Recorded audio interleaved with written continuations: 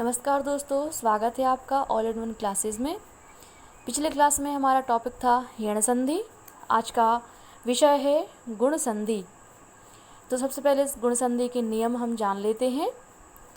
गुण संधि में यदि अ या अ के बाद यदि ई और ई या उ, री और री अगर आते हैं तो इनके स्थान पर क्रमशः आ और ई के स्थान पर क्रमशः ए आदेश हो जाता है, आ और उ के स्थान पर क्रमशः ओ आदेश हो जाता है, और आ और री के स्थान पर अर आदेश हो जाता है, आ और री के स्थान पर अल आदेश हो जाता है। तो इसका सूत्र क्या है गुण संधि का? आद गुणः। आद गुणः गुण संधि का सूत्र है, इसको हमें याद रखना है। अब हम कैसे ए ओ और अल आदेश होता है यह हम उदाहरण से जानेंगे। तो सबसे पहला उदाहरण मैंने यहाँ पर दिया है, महाधन इंद्रः। आप स्वयं उच्चारित करें। महा में लास्ट में क्या उच्चारित हो रहा है? अ। महा, तो आ मैंने यहाँ पर लिख दिया है महाधन इंद्रः। तो उत्तर के पूर्व में क्या आ रहा है? कौन सा वर्ण? ई। तो महाधन इंद्रः, अ और ई में क्या आदेश हो रहा है? जैसे मैंने यहाँ पर बताया था अभी कि ए आदेश हो जाता है यहाँ पर, ठीक है।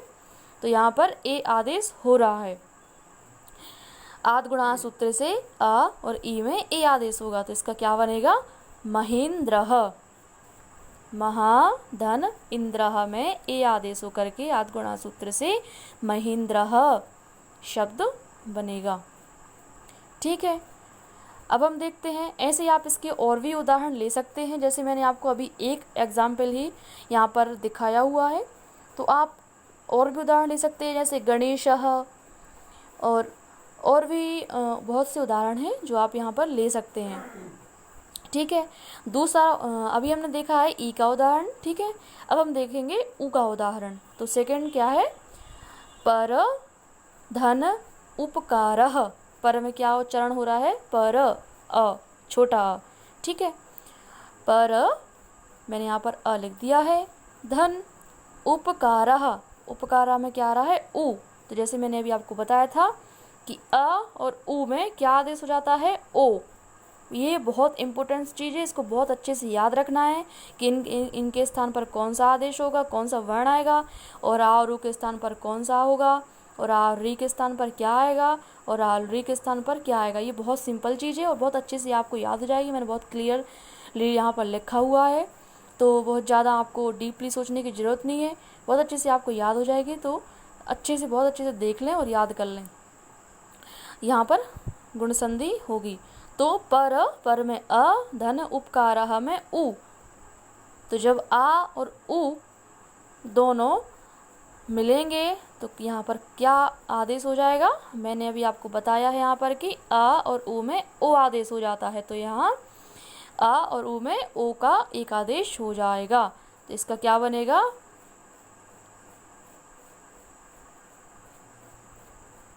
इसका हो जाएगा परोपकारः। यहाँ पर मैंने उपकारः लिख दिया था, तो मुझे क्षमा करें। यहाँ पर उपकारः नहीं आएगा, यहाँ पर आएगा परोपकारः। जैसे हमने बताया है पर अ धन उपकारः में उ, तो इसका एक आदेश क्या होगा? ओ। तो इसका क्या बनेगा? परोपकारः। तो दोस्तों, मैं आशा करती हूँ बहुत अच्छे से आपको ये समझ में आ गया होगा। इसके आप उ के उदाहरण आप और भी देख सकते हैं, जैसे सूर्योदय, जलोर्मी, या फिर और भी बहुत ऐसे उ के उदाहरण हैं जो आप बहुत अच्छे से बना सकते हैं इनके एग्जाम्पल लेके। तो इसमें कौन सी परोपकारा में कौन सी संधि होगी? यहाँ पर गुण संधि होगी, ठीक है। अब हम देख लेते हैं थर्ड वाला एग्जाम्पल। तो महाधन ऋषि। मैंने आपको जैसे अभी बताया था कि